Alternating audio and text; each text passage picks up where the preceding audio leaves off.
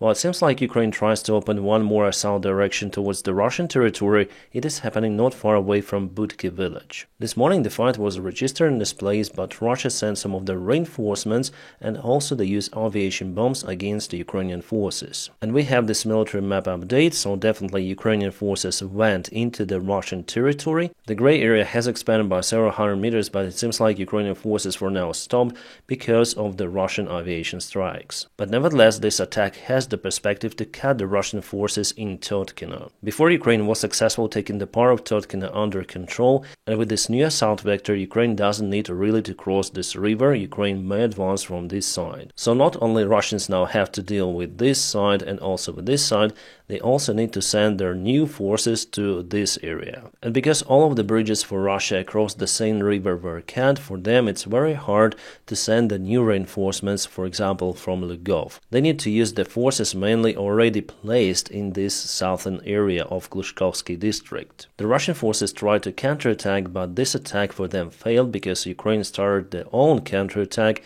and now Russia has to disperse the forces. And this shoulder for the Russian supplies is quite long, it's around 40 kilometers, and they are constantly under artillery strikes, there are no robust supply roads, so I believe that autumn period will be critical for Russia in this place. I think that Ukraine has all the chances to be successful in the Kursk region. Yes, we all saw the huge jump of the Russian army, how they attack Ukrainian positions, but now Ukraine also sent their reinforcements and it's not willing to leave the Kursk Oblast. It means that there will be a heavy fight for Russia. And what potentially could help Ukraine is the permission from the United States to use the long-range missiles. Well, for now it's not been granted, but I believe that it's just a matter of time. Guys, we are now on the Ground News website. I always use this platform to reach the latest news around Ukraine and not only. And here we have the news about the new military support of Ukraine. We are speaking about $8 billion United States dollars. It is a huge support of Ukraine. Yes, Ukraine haven't obtained the permission to use ATACMS missiles and so on, but before the winter time, our allies will think about it again. It's according to the words of the United Kingdom officials. We have more than 160 sources relative to the article. Here we may see the bias distribution and all the media services presenting the information, and the similar stuff we see on the left. I also like the factuality report. As you can see, it has quite a high factuality because the news about the military support of Ukraine has already officially been announced. Plus, I always use this map to check out the source origin. If you are not sure about the information, you may check everything about it. For example, here we have the Russian Sputnik. It's a Russian affiliated. It has the low factuality because there is some sort of the Russian propaganda. But what can they say in this case, right? They may just confirm that $8 billion United States dollars will be sent for Ukrainian military to support Ukraine against the Russian intervention. And you may just click on the article, for example, Russia Today, and they also say about the additional package that will be transferred for Ukraine, $375 million United States dollars, including the medium-range cluster bombs for the F-16 fighter jets. Awesome. And by the way, here the Russia Today shared the remarks from Donald Trump that every time Zelensky comes to the United States, he walks away with at least 60 billion United States dollars. Well, here Zelensky walked away with $8 billion. Well, maybe 60 billions will be the next time once Trump said about $100 billion. So it's very interesting sometimes also to check out the enemy side, their propaganda and their bias, and compare it with Ukrainian side or Western media sources. For that, I always use the Ground News, an awesome platform. I just use it for my purposes because my topic is the war in Ukraine, so Ground News helps me a lot. So if you want to be updated with the current information coming, please subscribe for the Ground News using my personal link. It is theground.news/Dennis, and by subscribing for the Ground News platform, you also support the job that I do on YouTube. Because the Ground News is the long-term sponsor of my channel. You know, guys, that I don't have lots of the sponsors, and I only work with those companies whom I can trust, and whose product is basically good, and I'm really proud to recommend it. The Ground News is not the big news corporation, no. They also rely on our support, our subscriptions. So subscribe for the ground news to be constantly updated on the situation in the world. Ground news, thank you for sponsoring this video. Alright, let's go back to the military map. The build source, yes, it's not a reliable source, but anyways, they also confirmed that the assault of the Russian army stalled in the Kursk region, so Russia is unable to achieve its goals very fast, and it seems like that during the winter time Ukraine has all the chances to control the part of the Kursk Oblast. About the Ukrainian front lines, we have some of the good news from the Chasiv Yar. It seems like the Russian group here on the south was encircled by Ukrainian army. Those are the Russian commanders speaking about the difficult situation in the Chasiv Yar.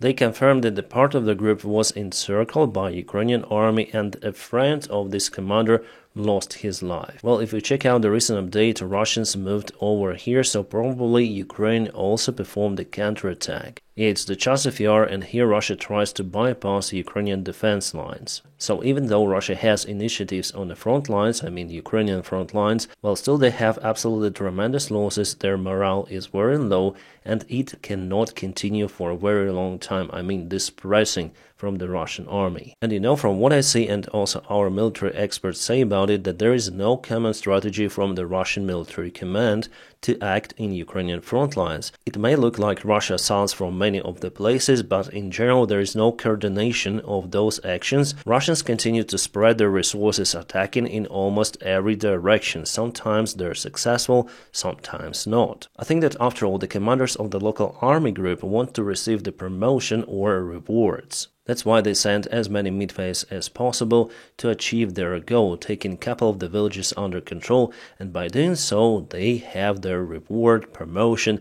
They want to show to the highest Russian general command and to Putin that Russia is winning. But it seems like there is no big strategy in the Russian actions. And even in the Pokrovsk direction we see that there is no prompt vector of the Russian army towards the settlement. We see that now Russia turns southbound, trying to encircle some of the Russian groups, and their goal is to take village after village. You know, for me it was the surprise that they didn't cut this crossroad because it's very near to the Russian positions. They turned here instead and now attacking towards this direction. Also they turned southbound, so that requires lots of the forces, and Ukraine still has this supply line. I think it would be more profitable to cut the supply line and go here to Pokrovsk later on, but Russia thinks differently.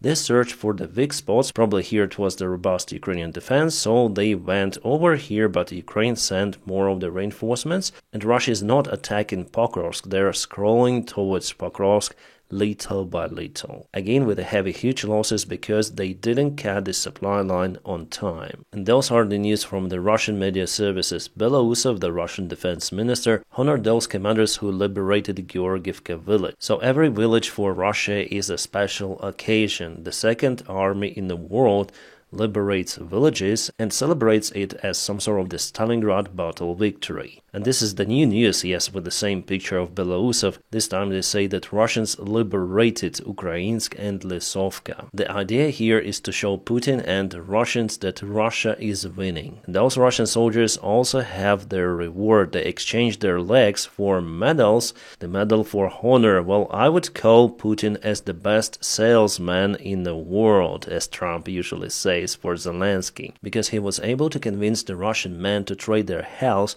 and sometimes even lives, not sometimes but I would say quite often, for those small pieces of metal. Let's go again to the military map. If you check out the last updates, you may see the day after tomorrow, and it is today. Russia moved towards Mirnograd and they're just a few hundred meters away from it. Well, I guess they may try to enter Mirnograd the next week. And also there was the move of the Russian army towards Marinivka, and soon it's gonna be a big fight for Selidove. Russia now tries to push this settlement from 3 of the directions, but here it's no go because Ukraine cut the only breach from this side, so it means that Russia will advance from north and south. In Vuhledar, the situation for the Ukrainian armed forces is kind of terrible. Russia already cut this very important supply road, and it's time for our guys to leave the place using just field roads. There is still a way out across those three lines and then to this dirt road. I think that Ukraine already started to withdraw the forces, and here Russia didn't move closer to this area, so this is the most vulnerable spot for now for Ukrainian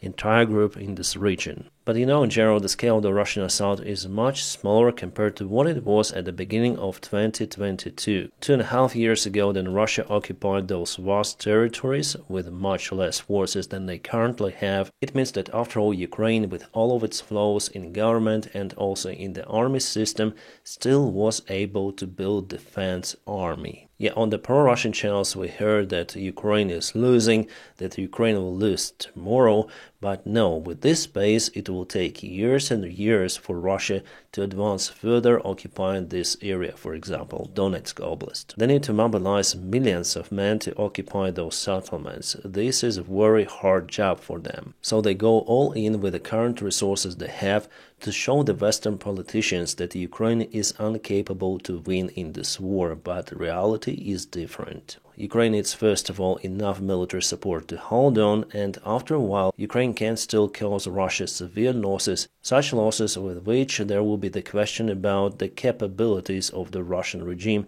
to win in Ukraine. I mean, I know that they will not win, but from the Russian perspective itself, so for Russians to understand that this war is just useless and now it's half of the population agree that Russia should withdraw its forces from Ukraine without reaching Putin's goals. And the more the war continues, the more of those Russians will protest against the Russian army actions. This protest is imminent and we already see the cracks within the Russian society. Those images are coming from the Pokrovsk direction. Again, Russia has decided to attack using their machines, tanks, infantry fighting vehicles, and all of that was kaboomed. Russia is constantly using their midwaves, and they already lost around 70% of their tanks and armored vehicles since the beginning of the war. Meanwhile, they continue the production of those vehicles, but they are unable to replace their losses. That's why I'm saying that they cannot continue those fights at this present scale for a very long time. So the convoy was spotted and later on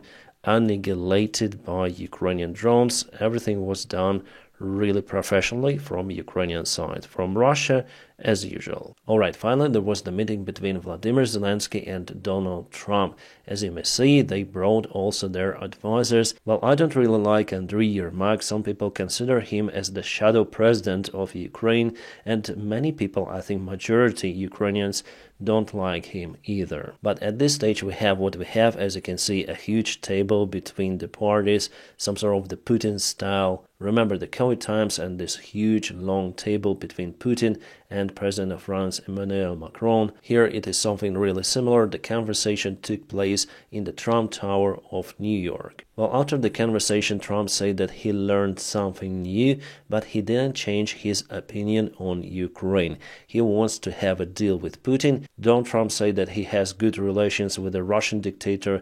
Zelensky said, hopefully we have better relations between each other. Well, again, Donald Trump shared the similar rhetorics as on his rallies. Well, this time a little bit more soft because Zelensky was nearby. Donald Trump also mentioned that Putin wants to reach the deal. He wants to finish this war. Well, I think that after all, it's not the idea of Putin. Putin wants to stop this war for a while. He also wants to lower the sanctions on the Russian oil, etc., for him to reform his army. And after all, he wants to strike Ukraine once again. He might try to use different levers, like using the soft power of the dirty Russian money to establish the puppet government of Russia in Ukraine.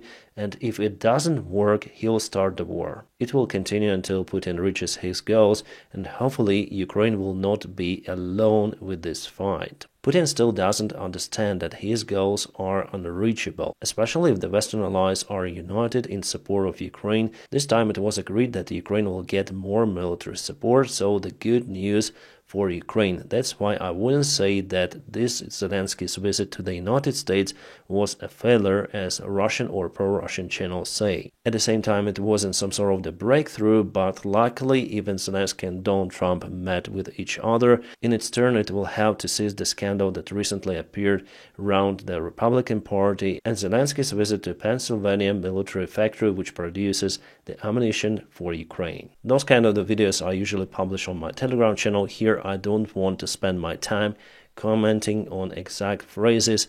There is nothing really new from Donald Trump or President Zelensky here. If you want to watch it, check out my Telegram. You may find it in the video description just below. Some of the Russian channels start to spread this kind of the photo, saying that they've destroyed the Ukrainian F-16, at least one, and they claim that 2 airplanes were lost, but actually this F-16 crashed into a warehouse in California. Pilot was okay. It happened on May 17, 2019. What can I say? It's the Russian propaganda, and my goal here is to fight against it with the real facts. If something goes wrong, I would obviously say about it. If Ukraine truly lost 4 of the airplanes or a single airplane, I would tell you about it. But here we have dry facts, so we use truth as the weapon against the Russian propaganda. And I don't really need to come out with my own propaganda, pro-Ukrainian one. No, just telling truth is enough. By the way, the lies about F-16s were shared by the Russian embassy in South Africa, and it was confirmed that it's the photo from F-16 that crashed in 2019. The clumsy Photoshop skills didn't help, right? By the way, about F-16s, Denmark is ready to transfer them to Ukraine. It was their final flight today. The group of the airplanes did some sort of the maneuvers near the airfield, saying goodbye to F-16s in the Dutch Royal Air Force. And for sure they will obtain F-35s as the replacement. Those are much better compared to F-16s. I wish Ukrainian army also had this kind of the order for F-35s. We have some of the forecast about the Russian war against Ukraine from President of Serbia Vučić. He said that the war may continue for 10 more years, and he thinks that it will be finished by Korean scenario, then part of the Ukraine will be controlled by the pro-Russian, or in this case the Russian forces. But I don't think that it's gonna be like that. After all, North Korea wasn't really capable to occupy the South one, that's why there was that demarcation line. But here Russia has enormous amount of resources compared to Ukraine. So Korean scenario, I think, will not work. Some side should lose this war, and I believe that it will be a Russian side. Orban's advisor told that Ukraine did a very bad job by defending itself against Russia. He said that Hungary would likely not have defended itself, not to cause human life losses. And they blame Ukraine, so the victim, for defending itself against aggressor, against predator, the Russian Federation. And today Hungary has obtained a couple of the new German Leopard 2 tanks. I guess why do they need those tanks anyways if they want to surrender? Just send those tanks to Ukraine in this case. Instead, Germany sends Leopard 1 tanks to Ukraine, which are much less capable compared to Leopard 2, which Hungary obtains. Well, luckily, Hungarian opposition called those words from the Orban's advisor total madness, nonsense. Well, I just hope that Hungary will return to the democratic development, because for now it more and more looks like dictatorship country under the Orban's ruling. Media sources rely on intelligence services claiming that there is a clear evidence that China supplied weapons to Russia for the war in Ukraine. Mainly, we are speaking about the drones. Report obtained by the Western officials would point a significant escalation of Beijing's involvement in the conflict. We know that recently China, together with Brazil, created the initiative group for the peace talks around Ukraine, and they want Ukraine to give up its territories but not the sovereignty. So here they have the conflict with the Russian interests, but still China wants to support Russia after all. For them, it's crucial that Ukraine will not be a pro-Western country. From the 1st of October, China introduced the ban for the drone parts, but it seems like they'll supply those spare parts for the drones to the Russian army. Plus, they provide the intelligence data to the Russian side, the satellite images, and according to Ukrainian intelligence, China already supplied the images of the nuclear power plants of Ukraine. So Russia will try to terrorize those nuclear power plants as well by striking the substations of those. But there are also bad news for China, because they definitely lost their submarine. We have this satellite image already leaked to the internet of how they tried to get their submarine. It was the newest made from Bikini Bottom. The interesting stuff that it was the nuclear submarine, and it was quite a big one. So we'll see how this rescue operation continue. I would recommend people around to leave this area. Well, just in case. Lukashenko, the self-proclaimed president of Belarus, said that he is ready to use nukes anytime if Belarus is being attacked by the NATO countries. Belarus has obtained its tactical news from the Russian Federation, so I guess Russia controls the Belarus nukes. Lukashenko is mostly a puppet leader of one more Russian oblast, which is called Belarus. Russia has enormous influence on Belarus government. Hassan, what happened to you? Nasrallah, why are you not responding? Is there no cell connection or something went wrong with you? Well, you know what? It seems like your place is a little smoky. Yep, guys, we have some breaking news that Israel has eliminated Hassan Nasrallah, the leader of Hezbollah movement in Lebanon. Those are basically Iranian proxies, and Iran already called for emergency meeting. You know, Israel is really capable to hit its enemies directly. I mean the leaders of those kind of the organizations. A couple of months ago it was the Hamas leader, and now Nasrallah. Nasrallah, how it's better to say. It was reported that Netanyahu ordered a strike on the Hezbollah movement leader. And now Bibi is flying to Israel very fast to solve the coming issues, which could obviously appear because Iran may again look for the possible responses. Guys, you probably remember that I told about those towers on the Kursk bridge. I thought that Russia is building them to attract the enemy missiles, so Ukrainian missiles, but instead they put the air defense systems Panzer S on top of those platforms. The platforms are located right on the bridge itself, and Russia is building many of those, so they do expect that Ukraine might use something to kaboom the bridge. Here's one more image for you to see everything. Here's the Russian air defense right on the Kursk bridge. Russia does everything to protect it. Guys, today we did some sort of the interview live stream with operator Starsky. I'll put the link for it in the video description just below. From now on, I'll try to participate in many of the events online with many of the YouTubers or media. And now, my friends, please don't forget to check out my personal link in the video description below, where you may find the ground news, the platform that I use every day to check out the latest news around Ukraine. And not only, I highly recommend you to subscribe for it, and by doing so you also support my channel. And now, please don't forget to also, and now I wish you all a peaceful sky wherever you are, and have a great time.